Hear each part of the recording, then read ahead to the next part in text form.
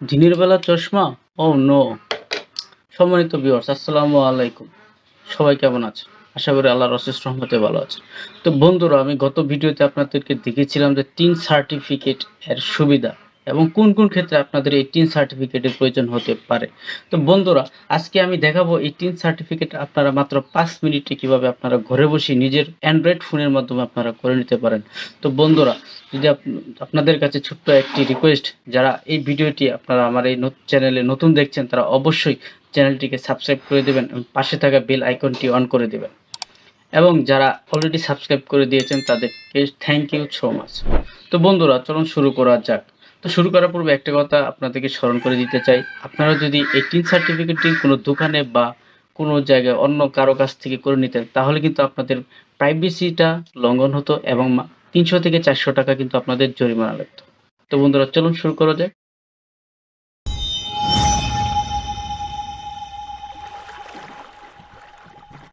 তো বন্ধুরা শুরু করার পূর্বে চলুন দেখে নেওয়া যাক এক নজরে টিন সার্টিফিকেট কেন প্রয়োজন এবং আমাদের এই টিন সার্টিফিকেট গ্রহণকারী হিসাবে আপনারা কি সুবিধা পেতে পারেন। তো বন্ধু আপনারা যারা এই টিন সার্টিফিকেটের আগের ভিডিওটি দেখেননি তারা অবশ্যই আগের সেই ভিডিওটি দেখে নেবেন টিন সার্টিফিকেট কিসের জন্য প্রয়োজন। তো বন্ধুরা চলুন আমরা চলে যাই আমাদের ল্যাপটপের ক্রোম ব্রাউজারটি ওপেন করেন। ক্রোম ব্রাউজারটি ওপেন করার পর এখানে যেহেতু আমরা টিন সার্টিফিকেট করবো এই জন্য আমরা শুধুমাত্র টিন লিখলেই হবে। তো বন্ধুরা এই জন্য আমরা টিন লিখে সার্চ করলাম এবং এই দেখেন আমাদের প্রথমে আসে টিন সার্টিফিকেট এবং টিন সার্টিফিকেট বাংলাতে এবং ইংরেজিতে। এখন আছে কি ইনকাম ট্যাক্স .gov.pt, আমরা এই অপশনটিতে ক্লিক করব। তো বন্ধুরা ক্লিক করার পর আমাদের সামনে এমন একটি ইন্টারফেস আসবে। তো বন্ধুরা এই ইন্টারফেসটি আসার পর আমরা এখান থেকে রেজিস্টার নামক অপশনে ক্লিক করব। তো ক্লিক করার পর দেখছেন আমাদের সামনে এমন একটি ফর্ম চলে আসছে। এই ফর্মে আমরা আমাদের যে একটি ইউজার আইডি দিয়ে দেবো এবং একটি পাসওয়ার্ড দিয়ে দেবো। তো সম্পূর্ণ ফর্মটি এভাবে আমরা ফিল আপ করে নেব। তো বন্ধুরা এই পাসওয়ার্ডের ক্ষেত্রে অবশ্যই আমরা একটি স্ট্রং পাসওয়ার্ড ইউজ করব, যেখানে কোনো সিম্বল থাকবে এবং সংখ্যা থাকবে এবং আমাদের ইংরেজি ABCD যে লেটারগুলো আছে এগুলো দিয়ে আমরা দিব। অবশ্যই এই পাসওয়ার্ডটি ৮ ক্যারেক্টার অর্থাৎ ৮ ডিজিটের বা ৮ সংখ্যার হবে। তারপরে আমরা দেখতে পাচ্ছি যে এখানে সিকিউরিটি কোয়েশন এখানে অপশনটা দেখতে পাচ্ছেন। তো এখান থেকে আপনারা ইচ্ছা করলে কিন্তু আপনাদের যে কোনো প্রশ্নের উত্তর দিয়েও কিন্তু সিকিউরিটি দিতে পারেন। তো এখান থেকে আমি আপনারা দেখতে পাচ্ছেন যে এখানে অনেকগুলো অপশন দেওয়া আছে। তো এখান থেকে আমি what is your favourite colour এই অপশনটি সিলেক্ট করলাম। তো এখানে আমি আমার পছন্দের যে রং গ্রিন কালার ওটা আমি এখানে সিলেক্ট করে দিলাম। তো সিলেক্ট করার পর বন্ধুরা এখানে দেখতে পাচ্ছেন কান্ট্রি, এখানে যেহেতু আমরা বাংলাদেশে তো অটোমেটিক এখানে বাংলাদেশ দেওয়া আছে, আমরা এখানে বাংলাদেশ দিয়ে দিলাম এবং এখান থেকে আমাদের যে আমরা যে ফোন নাম্বারটা দেব যে ভেরিফিকেশন কোডের জন্য সেই ফোন নাম্বারটা এখান থেকে আমরা দিয়ে দেব। তো এখানে আমি আমার ফোন নাম্বারটা দিয়ে দিলাম। ফোন নাম্বারটা দেওয়ার পর এখানে আছে যে ইমেল অ্যাড্রেস। তো এটা ইমেল অ্যাড্রেসটা আপনি ইচ্ছে করলে ইমেল অ্যাড্রেস দিতে পারেন, না দিলেও হবে, সমস্যা নেই। তো এখান থেকে আপনারা দেখতে পাচ্ছেন যে আরেকটি ইমেজ কোড, যেটা হচ্ছে ইমেজ কোড। এই ইমেজ কোডে যা লেখা আছে অর্থাৎ এখানে আপনার বিভিন্ন ধরনের স্যাম্পল লেখা থাকতে পারে, সংখ্যা থাকতে পারে। তো এইগুলো যা আছে আপনারা ভেরিফিকেশন কোড এই অপশনে আমরা সম্পূর্ণ লেখাটা লিখে দেব।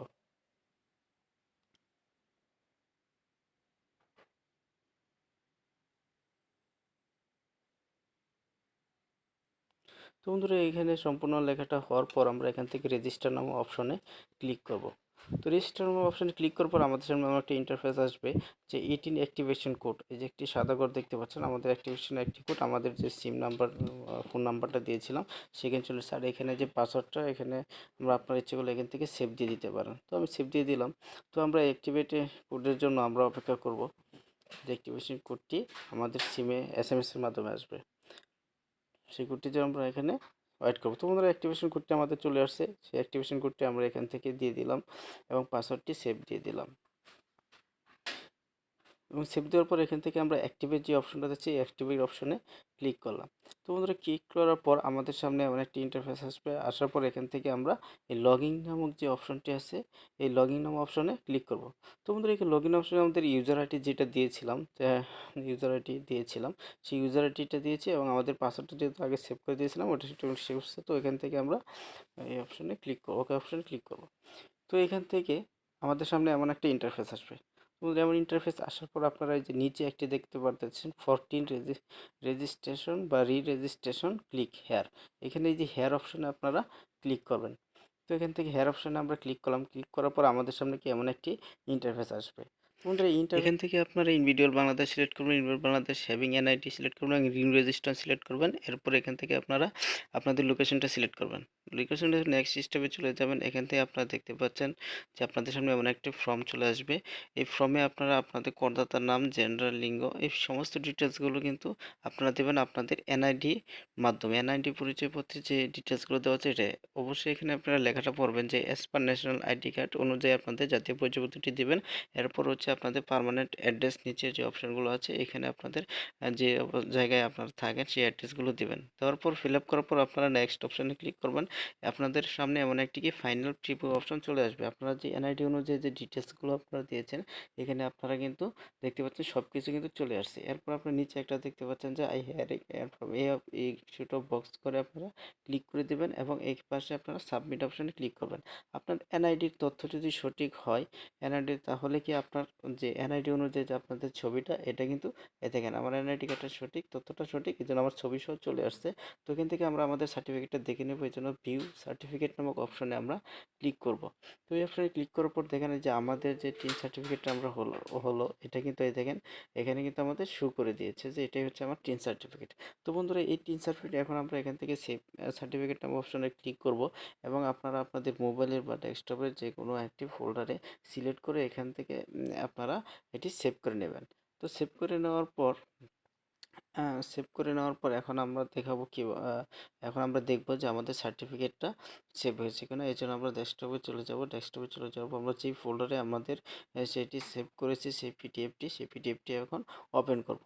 তো এই যে আমাদের পিডিএফটি এখন ওপেন হচ্ছে। তো বন্ধুরা দেখেন আমাদের এই পিডিএফটি আমাদের টিন সার্টিফিকেটটি ওপেন হয়েছে। ওপেন হওয়ার পর এই যে এখানে আপনার টিন যে নাম্বারটা দেখতে পাচ্ছেন এটি হচ্ছে আমাদের টিন নাম্বার। এই নাম্বারটা ইউজ করে আমরা বিভিন্ন জায়গায় ইউজ করতে পারবো। তো বন্ধুরা ভিডিওটি কেমন হয়েছে অবশ্যই লাইক কমেন্ট শেয়ার করে জানাবেন। আবারও আসসালামু আলাইকুম, সবাই ভালো থাকবেন।